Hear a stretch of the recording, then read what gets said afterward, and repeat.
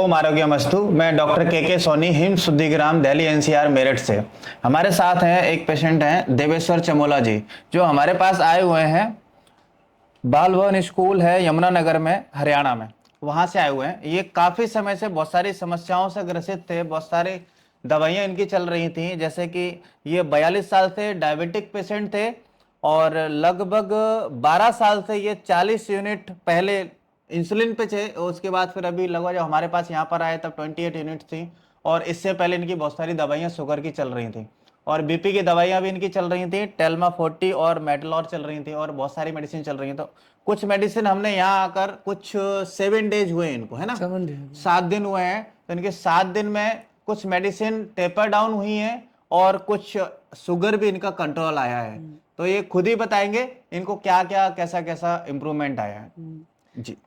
पिछले 42 साल से शुगर का पेशेंट और पहले गोलियों पर था। 12 साल से मैं इंजेक्शन्स पे था और उस 12 साल के अंदर अब मैं जब आपके पास आया उस समय पहले एक बार 45 तक पहुंच गया था, इंसुलिन लेते थे।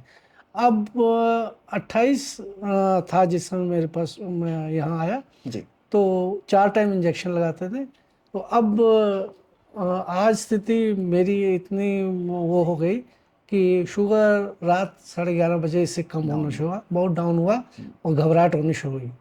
तो चेक किया तो 71 था।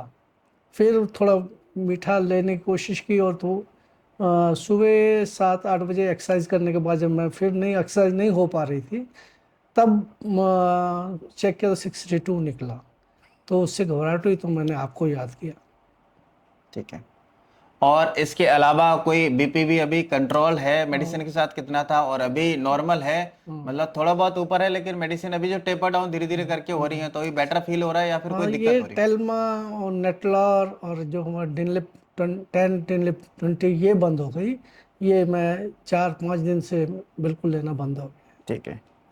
तो अभी आपको कैसा बेटर फील हो रहा है या फिर कोई समस्या भी लग रही है? कैसा लग रहा है आपको? ये सब दवाइयाँ छोड़कर अगर जीवन चल जाए तो उससे बेहतर क्या होगा। ठीक है। तो देश आपको देख रहा है तो आप क्या बोलना चाहेंगे जनता को? हमें फिर उस वैदिक काल की तरफ बढ़ना पड़ेगा जी जिसके अंदर ऋषि मुनियों ने हमें जीवन जीने की एक शैली बताई थी जी कि भाई सांझ होते ही पक्षी अपने घोंसलों में आ जाते हैं और आप भी जीवन को वो करें और ठीक से उसी ढंग से भोजन करें और रात का समय अपना आराम करने के लिए करें, क्योंकि हम भागदौड़ के जीवन में बहुत ज़्यादा व्यस्त हो गए और ऐसी व्यस्तता के अंदर हमारा जो शरीर सिस्टम है वो बदल गया। योग करने का टाइम ही नहीं है।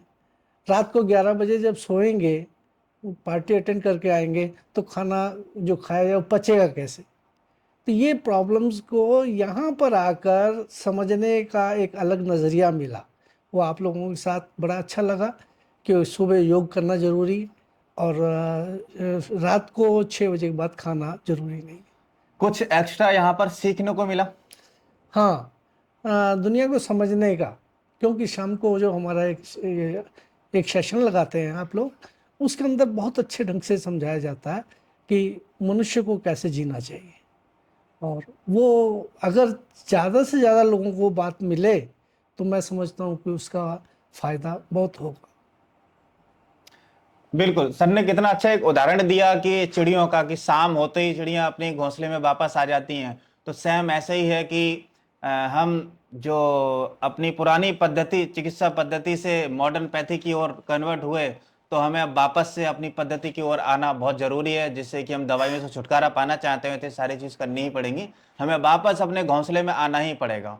धन्यवाद।